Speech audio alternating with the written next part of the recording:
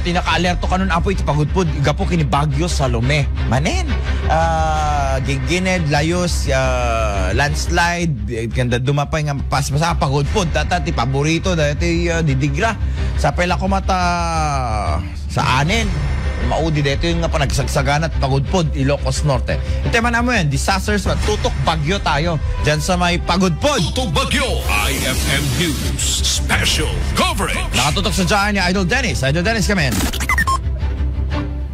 Nakalarton si NDRM Pagudpod, grade 7 na Coastal Barangay, iti Pagudpod, gaputi manamnaman, nagbaling apekto ti Bagyo Salome. Iti pa kalman, nabagaanan ng Presidente ti Barangay Balawi, Kaunayan, ang poblasyon ng Dostras, iti Kaprespisan, iti hindi pa nagsagsagana, iti posibleng apekto iti Bagyo Salome, gawat ti forecast ti pag-asa at lumabas iti buti nga lugar, ay intuno bigat, intuno rabi.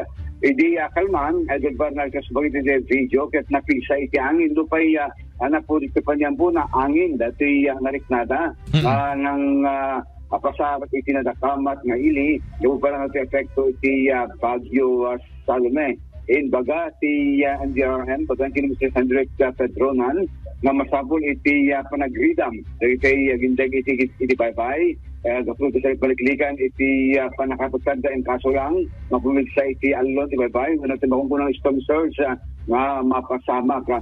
Iti agdama, ket na normal pa lang ay Bernard, iti sitwasyon, agapo taong pa sinatisa nga tudungan na ibuyat, no pa ardargis lang, iti kalmangken, iti radi.